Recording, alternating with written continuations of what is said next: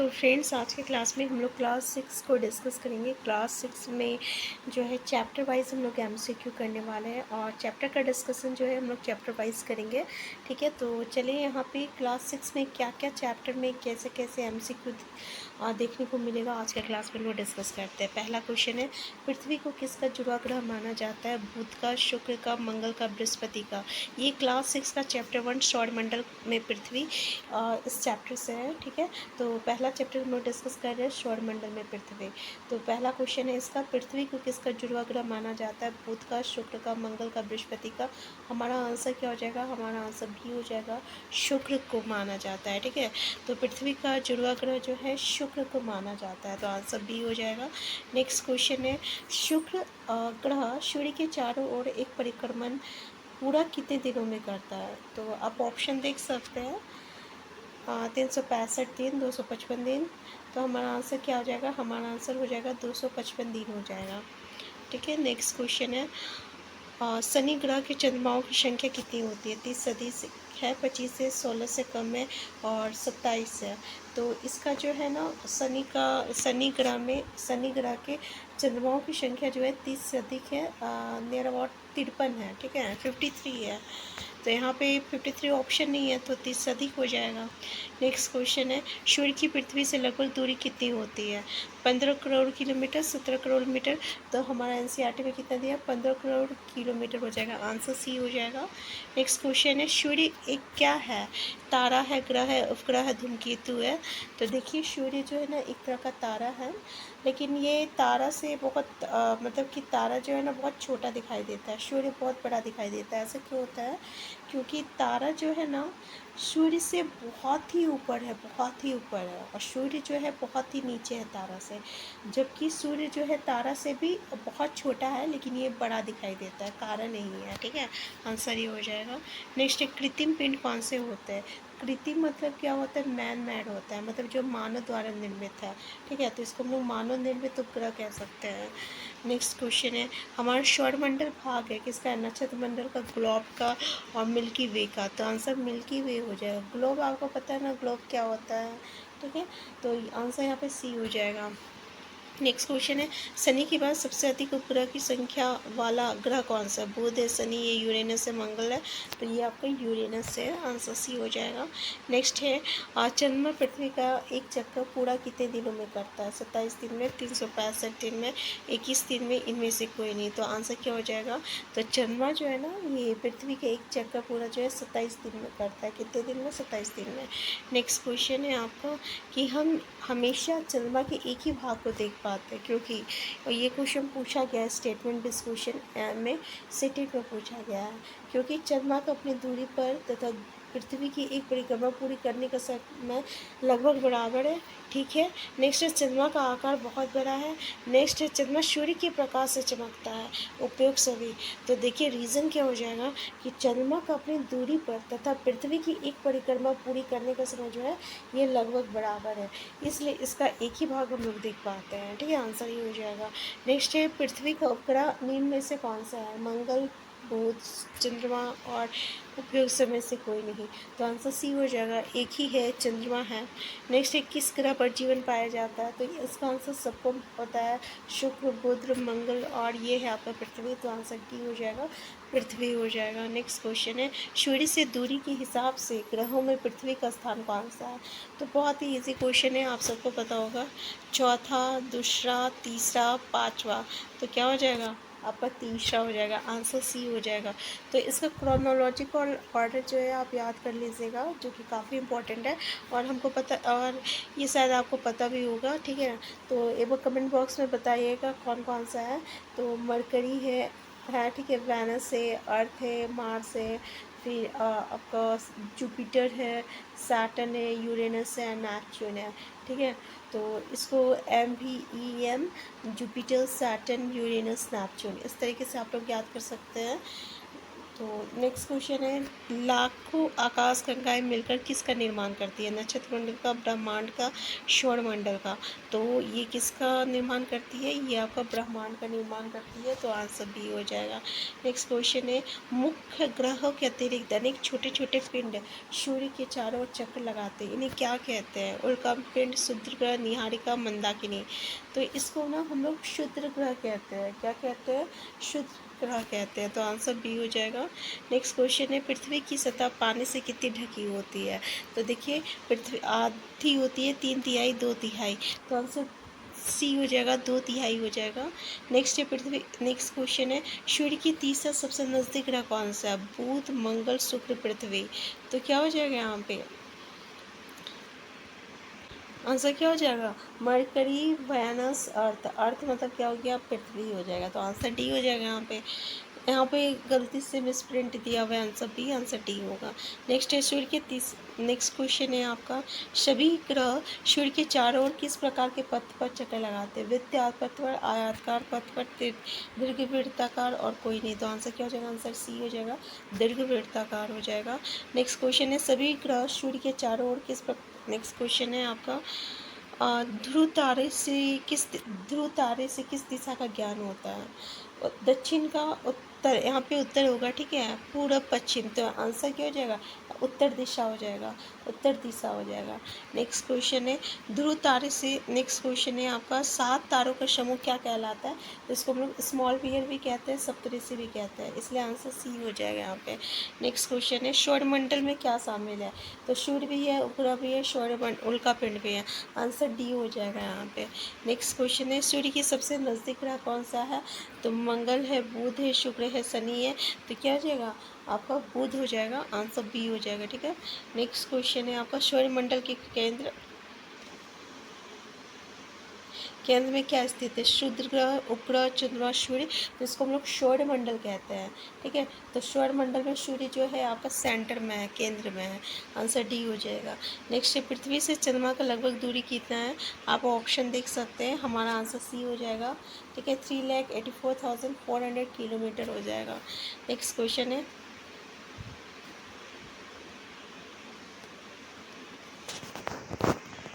लाखों तारों का समूह क्या कहलाता है? नक्षत्र मंडल, सप्तऋषि, आकाश गंगा, और ये है आपका इनमें से कोई नहीं, तो इसको हम लोग क्या कहते हैं? आकाश गंगा कहते हैं, आंसर सी हो जाएगा।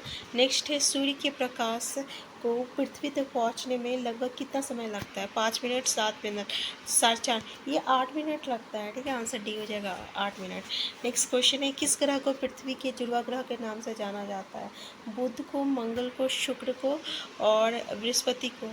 तो ये अभी हम लोग पहले भी डिस्कस किए हुए थे कि किसको हम लोग जो है उसका मतलब कि जुड़वा ग्रह कहते हैं, ठीक है। तो बताइए कौन है वो? तो हमारा करेक्ट आंसर क्या हो जाएगा? आंसर सी हो जाएगा, शुक्र हो जाएगा, ठीक है, आंसर सी हो जाएगा, शुक्र हो जाएगा। नेक्स्ट है, शुद्ध ग्रह किन कक्षाओं के बीच पाए जाते हैं? तो जैसे कि हम लोग देखें, सूर्य के चारों ओर ग्रह जो है परिक्रमा करते हैं, तो इसके बीच में ना, ग्रह के बीच में छोटे छोटे ग्रह होते हैं, और इसको हम लोग शुद्ध ग्रह कहते हैं, और ये बेसिकली जो है ना, मंगल और बृहस्पति के बीच में पाया जाता है, तो आंसर बी हो जाएगा। क्वेश्चन पूछा जाता है कि ये किन ग्रह के बीच में होता है, तो मंगल और बृहस्पति के बीच में होता है, ठीक है। नेक्स्ट क्वेश्चन है, चंद्रमा किस दिन पूरा दिखाई देता है? पूर्णिमा, अमावस्या, त्रयोदशी, और ये है कोई नहीं, तो इसका आंसर तो पता ही होगा आपको, आंसर बी ए हो जाएगा, पूर्णिमा हो जाएगा, ठीक है, इस समय पूरा दिखाई देता है। नेक्स्ट क्वेश्चन है, किस दिन गायब हो जाता है? तो उसका अपोजिट, अमावस्या के दिन जो है गायब हो जाता है, तो आंसर बी हो जाएगा यहाँ पे। नेक्स्ट है, सूर्य क्या है? उपग्रह है, ग्रह है, तो तारा है, ये पहले भी डिस्कस कर लिए थे हम लोग कि सूर्य तारा है। हमारे सौरमंडल में कितने ग्रह हैं?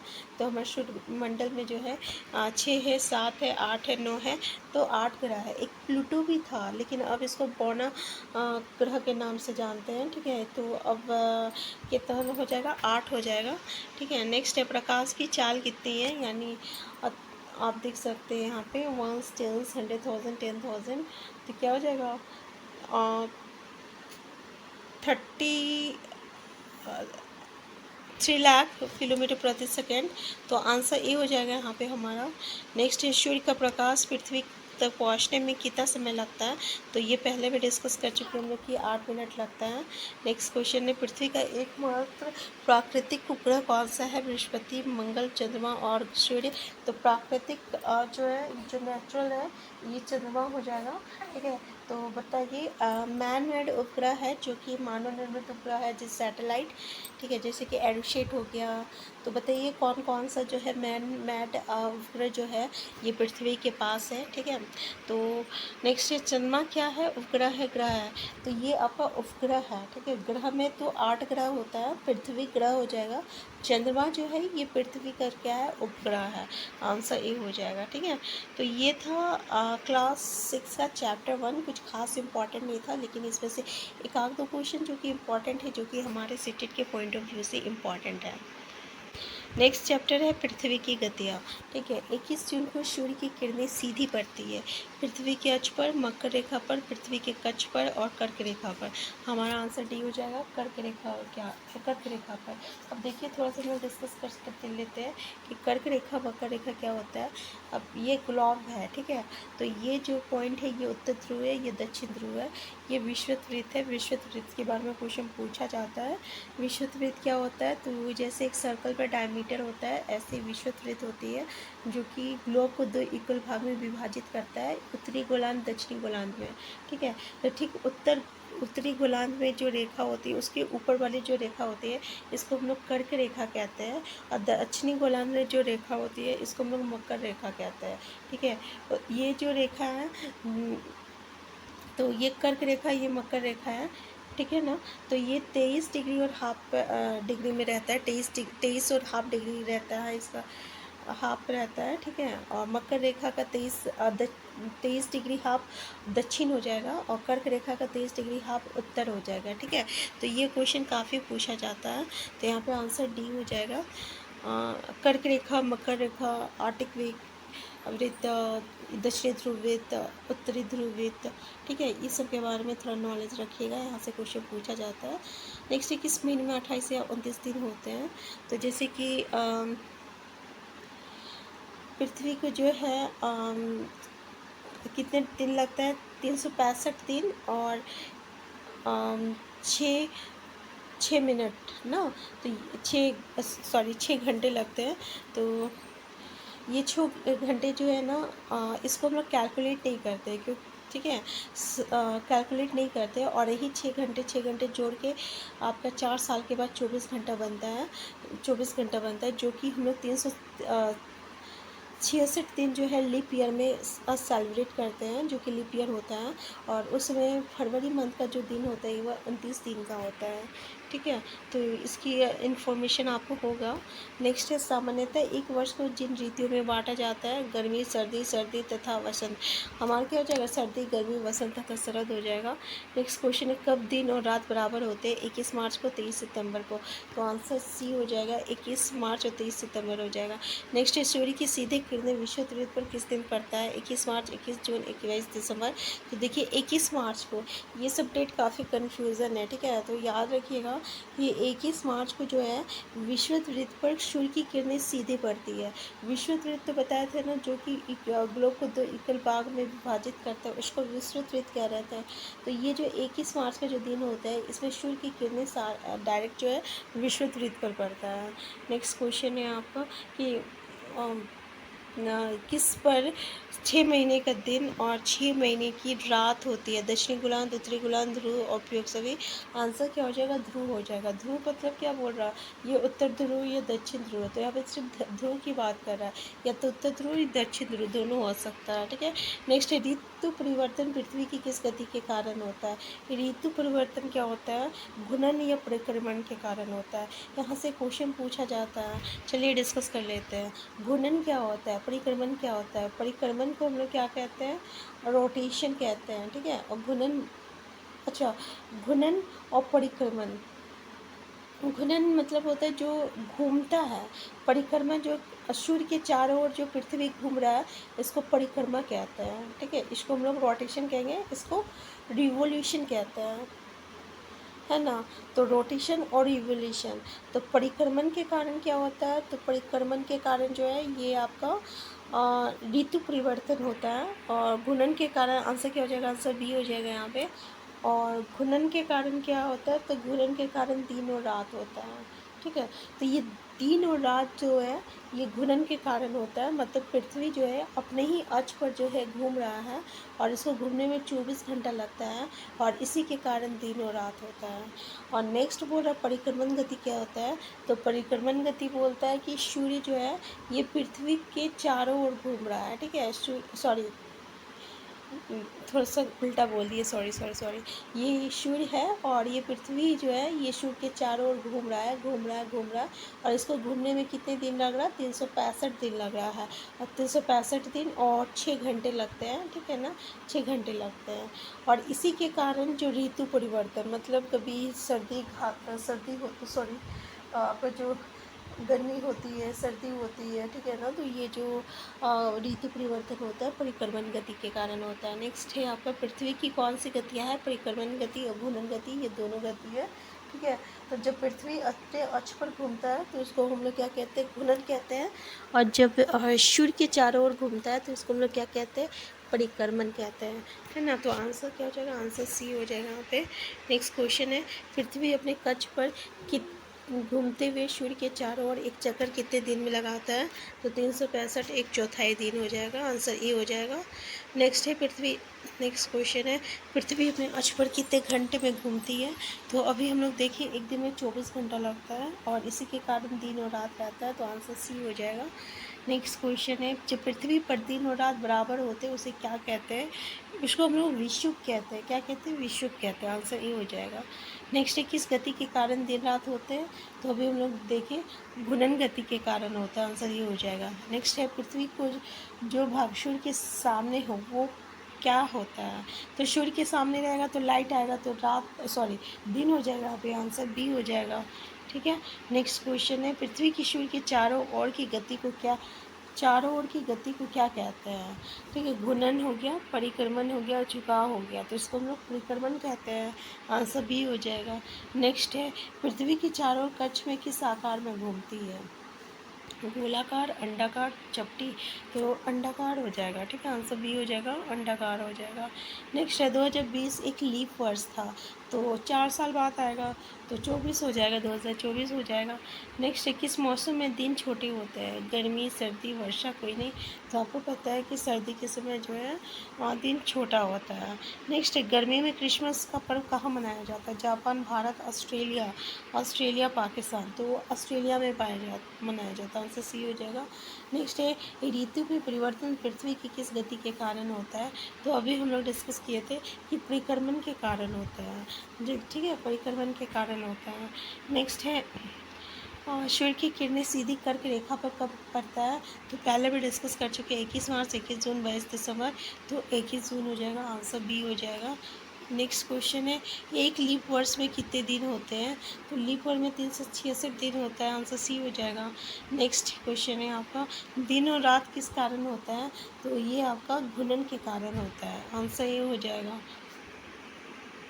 फ्रेंड्स, नेक्स्ट चैप्टर है आपका ग्लोब, आसांश और देशांतर।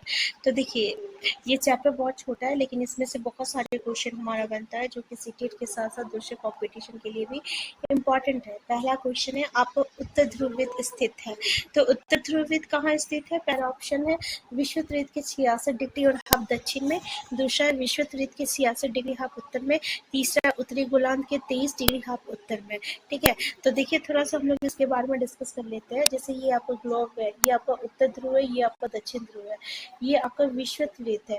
विषुवत वृत्त जो रहता है ना, ये आपका ग्लोब को 2 इक्वल भाग में विभाजित करता है। ये ऊपर वाला उत्तरी गोलार्ध है, नीचे वाला दक्षिणी गोलार्ध है, ठीक है। ये जो रेखा है जो कि आपका ध्रुव के सामने है, इसको हम लोग क्या कहेंगे, उत्तर ध्रुव वृत्त। और ठीक इसके नीचे वाला जो रेखा रहता है ये आपका कर्क रेखा रहता है, ठीक है। तो ये जो आपका उत्तर ध्रुव वृत्त है, ये वाला ये जो है 66 डिग्री और हाफ में रहता है, और ये जो कर्क रेखा है ना, ये 23 डिग्री और हाफ में रहता है दक्षिण। और ठीक इसके नीचे जो रहेगा ये आपका क्या हो जाएगा, तो ये आपका हो जाएगा मकर रेखा हो जाएगा। मकर रेखा जो रहेगा 23 डिग्री हाफ दक्षिण हो जाएगा, ठीक है। और ये जो रेखा है जो कि आपका उत्तर दक्षिण ध्रुव के पास है, ये आपका दक्षिण ध्रुव वृत्त रहेगा जो कि 66 डिग्री और हाफ दक्षिण में रहेगा, ठीक है। तो यहाँ पर लिखने में थोड़ा सा प्रॉब्लम है, बाकी आपको हम समझा दिए हैं। तो उत्तर ध्रुव वृत्त जो है ये कहाँ रहेगा, तो आपका दक्षिण उत्तर में रहेगा, ठीक है, क्योंकि यहाँ पे उत्तर की बात कर रहा है, तो ये आपका विश्व वृत्त के 66 डिग्री हाफ उत्तर में रहेगा, तो आंसर बी हो जाएगा। नेक्स्ट क्वेश्चन है, दक्षिण ध्रुव वृत्त स्थित है, तो जैसे उत्तर जो है वो आपको 66 डिग्री हाफ उत्तर में स्थित है, इसी तरह से ये किस में हो जाएगा, 66 डिग्री हाफ दक्षिण में हो जाएगा, तो आंसर ए हो जाएगा। नेक्स्ट क्वेश्चन है, कर्क रेखा का आशांशीय मान क्या है। अक्षांश और देशांतर क्या होता है, पहले ये देख लीजिए। तो ये विषुवत वृत्त है, तो ये जो रेखा है जो कि अक्षांश का समांतर है, मतलब पैरेलल में है, इसको हम लोग अक्षांश कहते हैं, ठीक है। यानी विषुवत वृत्त के जो भी रेखा जो है जो कि पैरेलल है विषुवत वृत्त का, इसको हम लोग अक्षांश कहते हैं, मतलब समांतर हिंदी में हम लोग बोलेंगे। और ये जो रेखा होती है, ठीक है ना, इसको हम लोग क्या कहते हैं, इसको हम लोग देशांतर कहते हैं। क्या कहते हैं, देशांतर कहते हैं, जो कि उत्तर ध्रुव और दक्षिण ध्रुव को जो जोड़ रहा है, इस रेखा को हम लोग क्या कहते हैं, देशांतर कहते हैं। तो कर्क रेखा के बारे में तो अभी हम आपको डिस्कस किए थे ना कि ये जो विषुवत वृत्त है, विषुवत वृत्त के जस्ट ऊपर वाला जो रेखा होता है जो कि 23 डिग्री हाफ उत्तर में रहेगा, 23 डिग्री हाफ उत्तर में रहेगा, ये जो रेखा रहता है इसको हम लोग कर्क रेखा कहते हैं। तो यहाँ पे आंसर ए हो जाएगा। नेक्स्ट क्वेश्चन है आपका कि विषुवत वृत्त से ध्रुवों तक स्थित समांतर वृत्तों को क्या कहते हैं। अभी हम आपको बताए थे कि ये विषुवत वृत्त है, तो इसके पैरेलल में जो भी लाइन रहेगा, मतलब इसके समांतर में जो भी लाइन रहेगा, इसको हम लोग देशांतर के अक्षांश कहते हैं। देशांतर क्या होता है, ये जो लाइन होता है जो कि आपका वर्टिकल लाइन होता है जो कि आपका उत्तर ध्रुव और दक्षिण ध्रुव को जोड़ता है, इसको हम लोग देशांतर कहते हैं, ठीक है। नेक्स्ट क्वेश्चन है, अंटार्कटिक वृत्त किस गोलार्ध में। और नेक्स्ट क्वेश्चन है, अंटार्कटिक वृत्त किस गोलार्ध में है, उत्तरी में है, दक्षिण में है, पूर्वी में है या उपयुक्त सभी।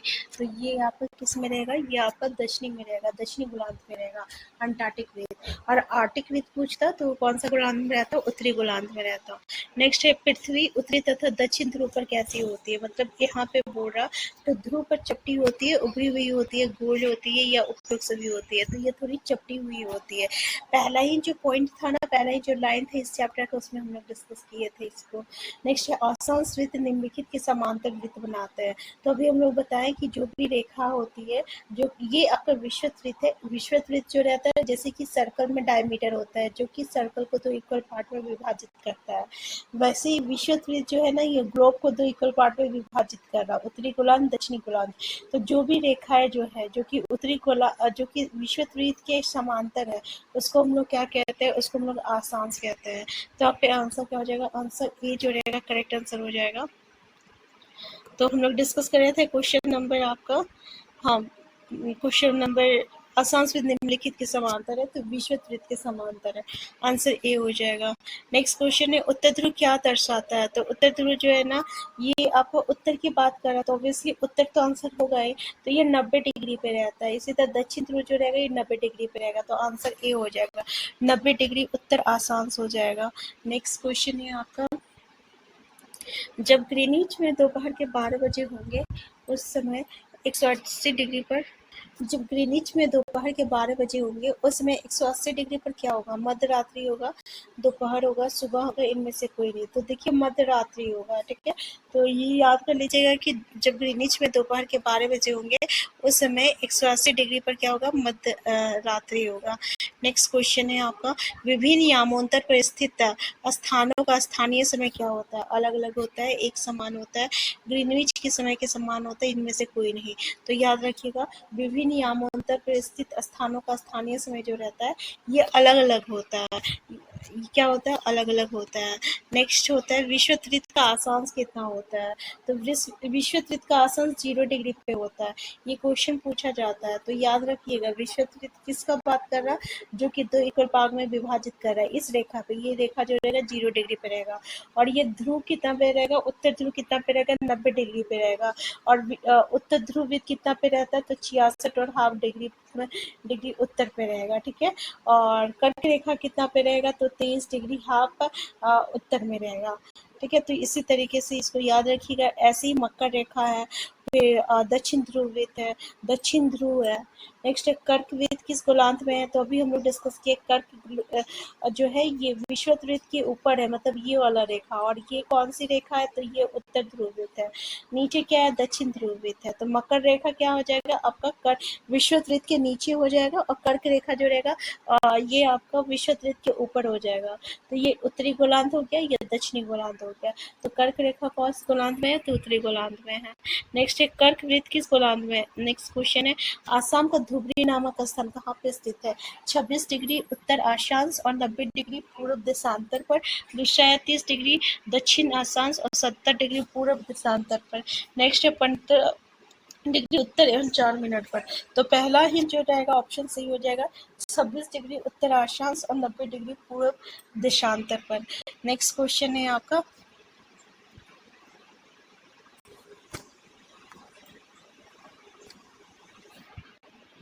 नेक्स्ट क्वेश्चन है पृथ्वी को कितने समय क्षेत्रों में बांटा गया है। 12 पे, 24 पे, 36 पे, 0 पे। तो आंसर क्या हो जाएगा, आंसर हमारा बी हो जाएगा, 24 हो जाएगा। ग्रिड। नेक्स्ट क्वेश्चन है ग्रिड किसका जाल है, अक्षांश से देशांतर यामांतर का। तो पहला जो रहेगा करेक्ट आंसर हो जाएगा। ग्रिड किसको कहते हैं, देखिए ये अक्षांश हो गया है ना, ये अक्षांश हो गया जो कि विषुवत वृत्त के पैरेलल में है। ये जो रेखा है ये आपका देशांतर है। तो देखिए ये अक्षांश और देशांतर मिलके क्या बनाया, यामांतर बनाया। और जितने भी यामांतर है, ठीक है, ग्रिड बनाया। और जितने भी अक्षांश और देशांतर का जो यामांतर रेखा है वो अलग अलग समय को, अलग अलग लोकेशन को जो है इंडिकेट करता है। नेक्स्ट है जिस समय ग्रीनिच पर स्थित प्रमुख यामांतर पर सूर्य आकाश के सबसे ऊंचे बिंदु पर होगा, उस समय यामांतर पर स्थित स्थानों पर क्या होगा, शाम होगा, दोपहर होगा, प्रातः होगा। तो ऑब्वियसली अगर जो है सूरज जो है आपका आकाश के सबसे ऊंचे बिंदु पर है तो दोपहर का टाइम होगा वो। तो आंसर बी हो जाएगा। नेक्स्ट क्वेश्चन है कर्क रेखा की समांतर आसाम से गुजरती है। 23 डिग्री हाफ उत्तर, 23 डिग्री हाफ दक्षिण। तो कर्क रेखा की बात कर रहा है, तो कर्क रेखा जो है आपका विषुवत वृत्त के ऊपर में है, मतलब उत्तरी गोलार्ध में है। तो 23 डिग्री हाफ उत्तर हो जाएगा। नेक्स्ट क्वेश्चन है पृथ्वी अपने अक्ष पर किस दिशा में घूमती है। पूरब से पश्चिम, पश्चिम से पूरब और उत्तर से दक्षिण और दक्षिण से उत्तर। काफी इंपॉर्टेंट क्वेश्चन है। तो पृथ्वी अपने अक्ष पर जो है पश्चिम से पूरब की ओर घूमती है। नेक्स्ट क्वेश्चन है देशांतर की कुल संख्या कितनी, 360, 180, 90 और आपका 720। तो देशांतर ये जो रेखा है ना ये कितनी है, तो 360 है। आंसर ए हो जाएगा। नेक्स्ट क्वेश्चन है देशांतर की कुल रेखा। नेक्स्ट क्वेश्चन है उत्तरी शीत कटिबंध स्थित है। अब उत्तरी शीत कटिबंध की बात कर रहा, तो जब भी उत्तर आ जाएगा, मतलब यहाँ पे जैसे उत्तरी आया है तो उत्तरी गोलार्ध की बात कर रहा। अगर दक्षिण शीत कटिबंध में रहता तो दक्षिणी गोलार्ध में हो जाता। तो आंसर क्या हो जाएगा, आंसर ए हो जाएगा। नेक्स्ट है दक्षिण ध्रुव वृत्त स्थित है। तो दक्षिण ध्रुव वृत्त ऑब्वियसली दक्षिणी गोलार्ध में स्थित है। तो आंसर बी हो जाएगा यहाँ पे। नेक्स्ट है प्रमुख यामांतर का मान क्या है, 90 डिग्री, 0 डिग्री, 60 डिग्री और 135 डिग्री। तो प्रमुख यामांतर का जो नमाप होता है ये आपका कितना 0 डिग्री होता है। तो ये क्वेश्चन पूछा जाता है। नेक्स्ट है भारत का समय ग्रीनिच मानक समय से कितने घंटे आगे है। तो ये देखिए 5.5 घंटा आगे, ग्रीनिच से जो है 5.5 घंटा आगे है। नेक्स्ट है क्वेश्चन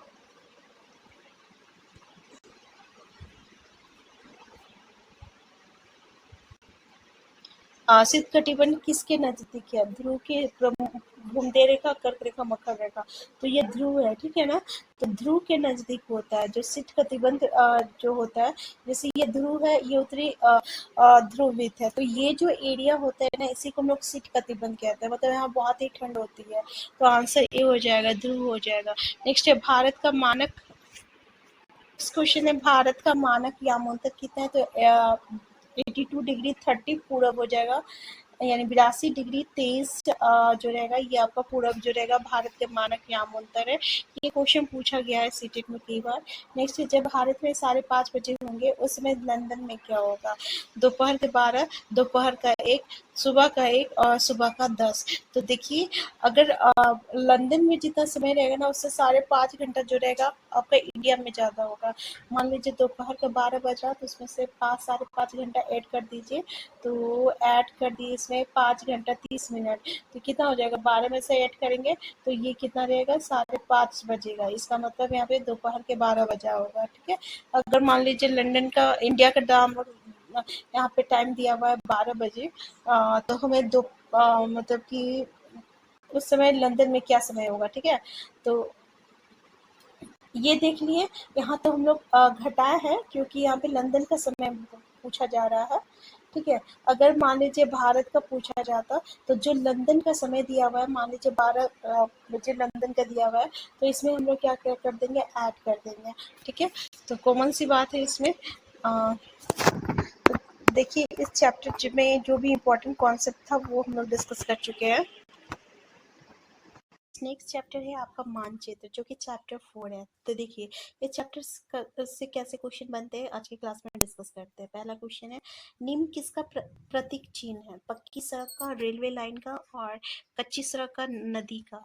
आंसर क्या हो जाएगा? तो यहाँ पे ये जो साइन है ना, ये आपका किस चीज का है? रेलवे लाइन का नहीं है। ठीक है, कच्ची सड़क का नहीं है, ये जो है ये आपका पक्की सड़क का है।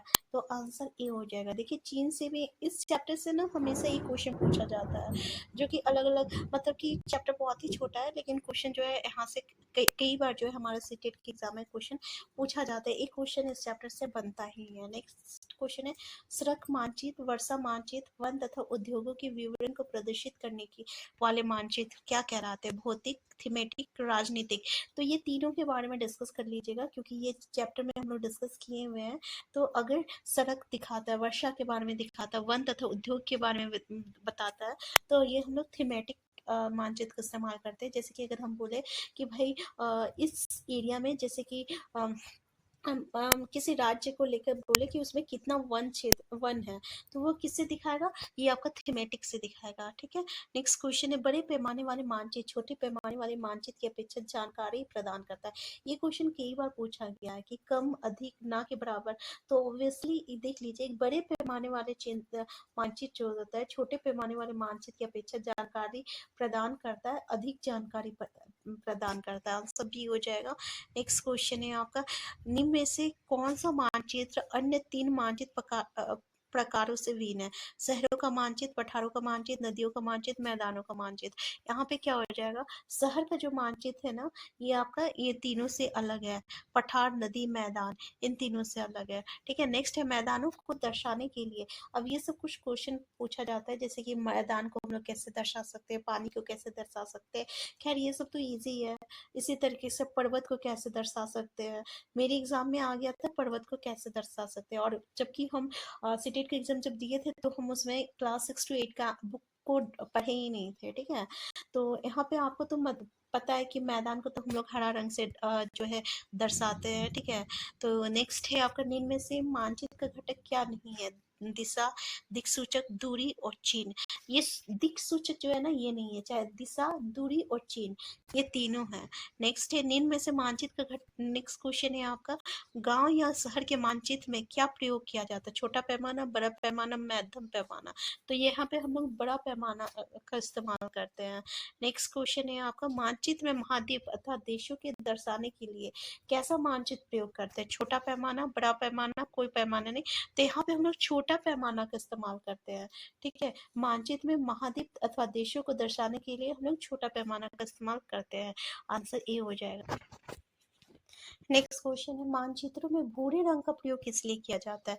तो भूरे रंग का ऑब्वियसली जलाशय को तो हम लोग नीला से दिखाते हैं, पर्वत के लिए, पठार के लिए, और आपका इनमें से कोई नहीं, तो पर्वत के लिए हम लोग भूरा रंग का इस्तेमाल करते हैं। ठीक है, नेक्स्ट क्वेश्चन है, पृथ्वी की सतह या इसकी एक भाग पर पैमाने के अनुसार खींचा गया चपटा चित्र क्या कहलाता है? मानचित्र, मानचित्र, ग्लोब, प्रतीक, उपयुक्त में से कोई नहीं, तो उपयुक्त सभी, तो ये मानचित्र हो जाएगा।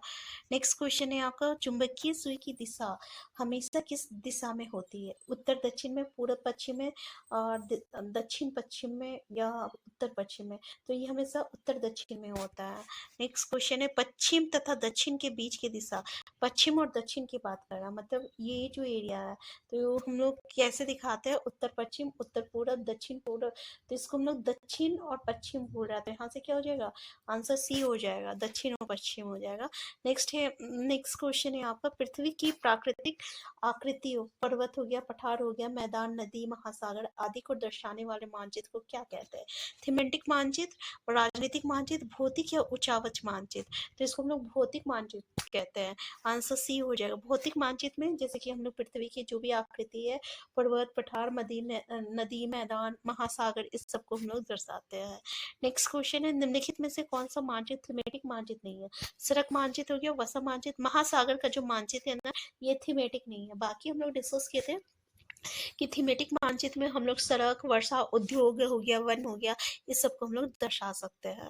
नेक्स्ट क्वेश्चन है, मुख्य दिशाओं का पता लगाने के लिए क्या प्रयोग किया जाता है? वात सूचक, बैरोमीटर, पैमाना, दिक सूचक, इसमें हम लोग दिक सूचक इस्तेमाल करते हैं। नेक्स्ट क्वेश्चन है, निम्नलिखित में से कौन सा मानचित्र राजनीतिक मानचित्र नहीं है? राज्यों का मानचित्र, नगरों का मानचित्र, देशों का मानचित्र, वनों के वितरण जो है ना, ये जो है थीमेटिक मानचित्र में आता है, ठीक है। तो ये जो है मानचित्र राजनीतिक मानचित्र नहीं है, थीमेटिक मानचित्र है। नेक्स्ट है, पैमाना आवश्यक है मानचित्र के लिए, एक स्केच के लिए, प्रतीकों के लिए, और खाने के लिए, तो यहाँ पे क्या बोल रहा है, मानचित्र के लिए। नेक्स्ट क्वेश्चन है आपका, वृक्षों के वितरण को दिखाने के लिए हम लोग किसका इस्तेमाल करते हैं? भौतिक मानचित्र का, थीमेटिक मानचित्र का, राजनीतिक मानचित्र का, उपयुक्त में से कोई नहीं, तो हम लोग यहाँ पे थीमेटिक मानचित्र का इस्तेमाल करते हैं। जैसे उद्योग हो गया, वर्षा हो गया, वन हो गया, इस सबको अगर हम लोग को दर्शाना हो तो हम लोग थीमेटिक मानचित्र का इस्तेमाल करते हैं।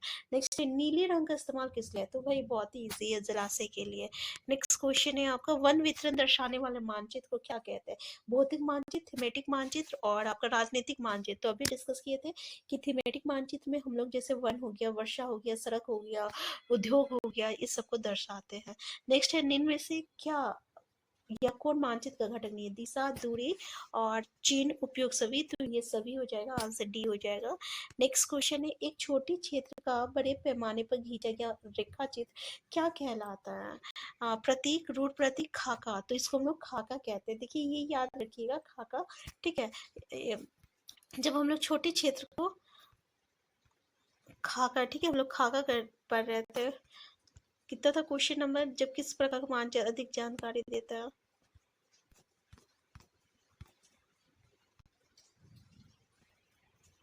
तो देखिए यहाँ पे क्या बोल रहे हैं, छोटे क्षेत्र का बड़े पैमाने पर खींचा गया रेखाचित्र जो है खाका कहलाता है। नेक्स्ट है, दिक सूचक उपयोग कहाँ होता है? प्रतीक दिखाने के लिए, मुख्य दिशा खोजने के लिए, दूरी मापने के लिए, तो मुख्य दिशा खोजने के लिए दिक सूचक उपयोग करते हैं।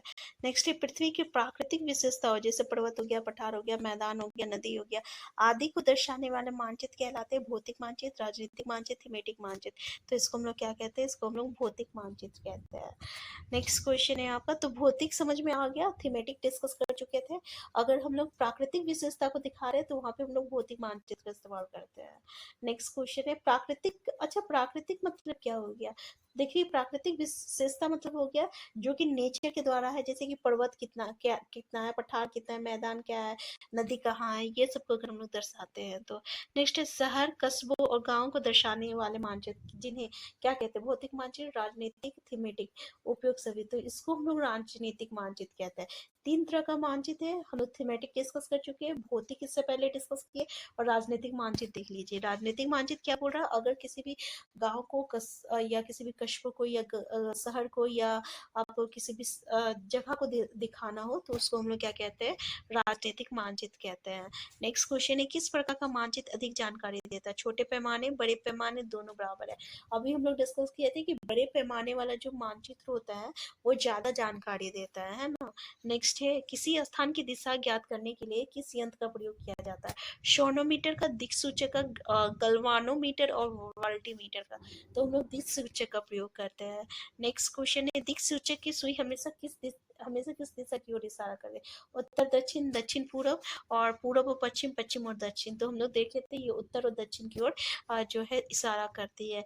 नेक्स्ट क्वेश्चन है, यहाँ कुछ राज्यों के नक्शे में इस्तेमाल किए गए रंगों के बारे में बताया गया है, निम्नलिखित में से कौन सा कथन सही है? जल निकायों को दिखाने के लिए नीला रंग, पहाड़ों के लिए भूरा, पठार के लिए पीला, उपयोग सभी। तो आंसर डी हो जाएगा, बिल्कुल सही है। पठार के लिए हम लोग पीला करते हैं, ठीक है। तो ये क्वेश्चन देख लीजिएगा, क्योंकि यहाँ से क्वेश्चन आता है जो कि सबसे ज्यादा इंपॉर्टेंट है, पहाड़ के लिए भूरा, पठार के लिए पीला, ठीक है। नेक्स्ट क्वेश्चन है, मानचित्र की घटक क्या है? दूरी, दिशा, प्रतीक, ये सभी है, तो आंसर डी हो जाएगा। तो ये चैप्टर बहुत छोटा था और जितने भी क्वेश्चन थे इस चैप्टर से रिलेटेड हम लोग डिस्कस कर चुके हैं, ठीक है। इससे बाहर कोई भी क्वेश्चन जो है नहीं पूछा जाता है। अधिकतर जो पूछा जाता है ये पर्वत पठार को हम लोग किस चीज से दर्शाते हैं, ये क्वेश्चन पूछा गया है। प्रतीक से पूछा और इसके घटक से पूछा गया एक बार क्वेश्चन, ठीक है। नेक्स्ट है, मानचित्र में आमतौर पर जो हरे रंग का प्रयोग किसके लिए होता है? पानी हो गया, पहाड़ हो गया, मैदान हो गया। तो बहुत ही इजी है। और कितने प्रकार के मानचित्र होते हैं और वो किस किस चीज को दर्शाता है, जैसे राजनीतिक हो गया, भौतिक हो गया, थीमेटिक हो गया, ये कुछ इंपॉर्टेंट था। और इसके अलावा छोटे पैमाने और बड़े पैमाने, ये दो कॉन्सेप्ट इंपॉर्टेंट है इस चैप्टर से, ठीक है। बाकी हम लोग मैदान को किससे दर्शाते हैं, पठार को किससे दर्शाते हैं, दर्शाते हैं, सॉरी। ऐसे तो आपको पता है कि जो जलाशय होते हैं, पानी होता है, उसको तुम लोग नीला रंग से, जो मैदान होता है उसको हरा रंग से दर्शाते हैं, ठीक है। तो यहाँ से ऐसे क्वेश्चन पूछे जाते हैं। एक चैप्टर है पृथ्वी की गतियां। तो चलिए स्टार्ट करते हैं। पहला क्वेश्चन है आपका, 21 जून को सूर्य की किरणें सीधी पड़ती है पृथ्वी के अक्ष पर, मकर रेखा पर, पृथ्वी के कक्ष पर और कर्क रेखा पर। तो आंसर क्या हो जाएगा? कर्क रेखा पर। कर्क रेखा कौन सा था? ये ग्लोब है आपका, ये आपका उत्तर ध्रुव है, ये दक्षिण ध्रुव है, ये विषुवत है। विषुवत के ऊपर वाला जो रेखा रहता है इसको हम लोग कर्क रेखा कहते हैं, और इसका नीचे वाला जो रेखा रहता है ये मकर रेखा होता है। तो कर्क रेखा जो है ना उत्तरी गोलार्ध में रहता है और मकर रेखा दक्षिणी गोलार्ध पे रहता है। तो 21 जून को क्या होता है कि सूर्य की किरणें जो रहता है सीधा जो है कर्क रेखा पर पड़ता है। तो आंसर डी हो जाएगा। नेक्स्ट क्वेश्चन है, किस महीने में 28 से 29 दिन होते हैं? तो आपको पता है कि फरवरी के समय क्या होता है, 29 दिन होता है, और जो जब कि 4 साल के बाद आता है जिसको हम लोग लीप ईयर कहते हैं, ऐसे आपका 28 दिन होता है।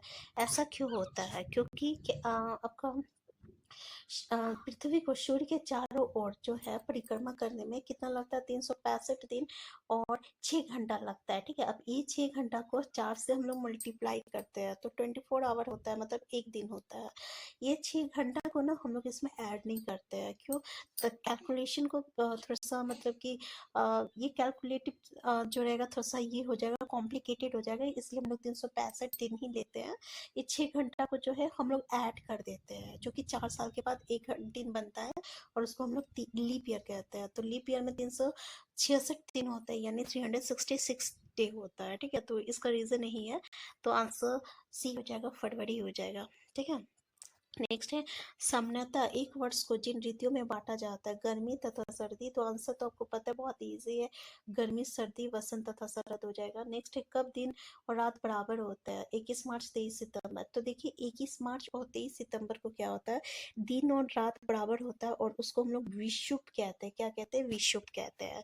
नेक्स्ट क्वेश्चन है, सूर्य की सीधे किरणें विषुवत पर किस दिन पड़ता है? 21 मार्च, 21 जून और 22 दिसंबर और 21 मई को। तो देखिए 21 मार्च को जो है, अभी हम लोग पढ़े 21 मार्च को और 23 सितंबर को, ठीक है। तो सूर्य की किरणें सीधे विषुवत पर कब पड़ता है? 21 मार्च को पड़ता है। आंसर ए हो जाएगा। नेक्स्ट क्वेश्चन है आपका, किस पर 6 महीने का दिन और 6 महीने की रात होती है? दक्षिणी गोलार्ध, उत्तरी गोलार्ध, ध्रुव और उपयोग सभी। तो ध्रुव पर होती है, ठीक है।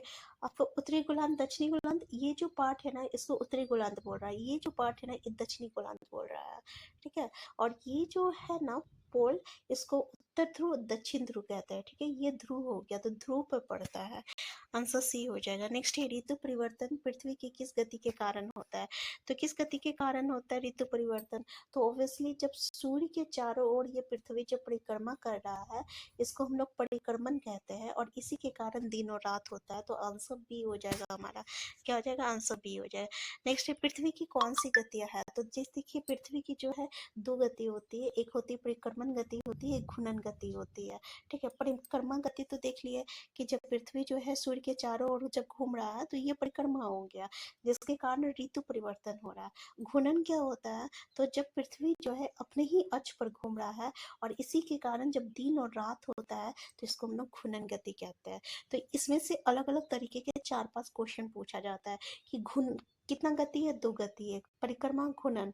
अब परिक्रमण गति के कारण क्या होता है, तो आपका ऋतु में चेंजेस होता है, यानी ऋतु परिवर्तन होती है, ठीक है। और घूर्णन गति के कारण क्या होता है, तो दिन और रात होता है। ऐसे क्वेश्चन पूछे जाते हैं। एक घूमने में कितना लगता है, 24 घंटा लगता है। परिक्रमा में करने में कितना लगता है, 365 दिन लगते हैं। नेक्स्ट है, पृथ्वी अपना कक्ष में घूमते हुए सूर्य के चारों ओर एक चक्कर कितने दिन में लगाता है, तो 365 बताए थे, 1/4 दिन यानी 6 घंटा। नेक्स्ट क्वेश्चन है आपका, पृथ्वी अपने अक्ष पर कितने घंटे में घूमती है, तो भाई हम लोग पहले डिस्कस कर चुके हैं, 24 घंटे में घूमती है, आंसर सी हो जाएगा। नेक्स्ट है, जब पृथ्वी पर दिन और रात बराबर होते हैं तो उसको हम लोग क्या कहते हैं, उसको विषुव कहते हैं। अभी हम लोग डिस्कस किए थे, आंसर ए हो जाएगा। नेक्स्ट क्वेश्चन है, किस गति के कारण दिन और रात होता है, तो अभी हम लोग डिस्कस किए थे, घूर्णन गति के कारण होता है।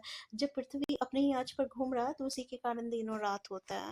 नेक्स्ट क्वेश्चन है आपका, पृथ्वी का जो भाग सूर्य के सामने हो वहाँ क्या होता है, दिन और रात। तो सूर्य के सामने रहेगा तो ऑब्वियसली दिन ही ना होगा, तो आंसर बी हो जाएगा। नेक्स्ट क्वेश्चन है आपका, पृथ्वी की सूर्य के चारों ओर की गति को क्या कहते हैं, घूर्णन। चारों ओर घूम रहा है तो चारों ओर किस घूम रहा है उसको हम लोग क्या कहते हैं, परिक्रमा कहते हैं ना, तो आंसर भी हो जाएगा, परिक्रमण हो जाएगा। नेक्स्ट क्वेश्चन है आपका कि पृथ्वी सूर्य के चारों ओर कक्ष में किस आकार में घूमता है, तो अच्छा क्वेश्चन है, गोलाकार, अंडाकार, चपटी। ये अंडाकार होता है, ठीक है, अंडाकार इस तरीके से घूमता है। नेक्स्ट है 2020 जो है एक लीप ईयर था, तो अगला लीप ईयर कब होगा, तो 4 साल बाद आता है, 2024 हो जाएगा। नेक्स्ट है, किस मौसम में दिन छोटे होते हैं, गर्मी, तो आपको पता है, कॉमन क्वेश्चन है, सर्दी के समय होता है। नेक्स्ट है, गर्मी में क्रिसमस का पर्व कहाँ मनाया जाता है, जापान में, भारत, ऑस्ट्रेलिया में जो है मनाया जाता है। ऐसे हम लोग क्रिसमस 25 दिसंबर ठंड के समय मनाते हैं इंडिया में, है ना, लेकिन क्रिसमस के समय, क्रिसमस जो है ऑस्ट्रेलिया में गर्मी के टाइम मनाया जाता है। नेक्स्ट है, ऋतु में परिवर्तन पृथ्वी की किस गति के कारण होता है, तो भाई पहले अभी डिस्कस किए थे हम लोग, घूर्णन तो दिन और रात होता है, और परिक्रमा से जो है ऋतु परिवर्तन होता है ना, तो आंसर बी हो जाएगा। नेक्स्ट क्वेश्चन है आपका कि सूर्य की किरणें सीधी कर्क रेखा पर कब पड़ता है, 21 मार्च को, 21 जून, 22 दिसंबर, तो 21 जून को पड़ता है ना, आंसर बी हो जाएगा। नेक्स्ट क्वेश्चन है आपका, एक लीप वर्ष कितने दिन का होता है, 366 दिन का। नेक्स्ट क्वेश्चन है दिन और रात किस कारण होता है, तो घूर्णन गति के कारण होता है। तो इस चैप्टर से ऐसे ही क्वेश्चन थे, जो कि क्वेश्चन एक बहुत ही इजी है, बस एक बार पढ़ना आपके लिए ज़्यादा ज़रूरी था। नेक्स्ट है, सूर्य की किरणें सीधे कर्क रेखा पर, तो अभी हम लोग डिस्कस किए 21 जून, है ना, तो आंसर भी हो जाएगा। अच्छा, ये क्वेश्चन डिस्कस कर चुके थे ना, तो ये था चैप्टर 3 था ये, क्लास 6 का नेक्स्ट चैप्टर है।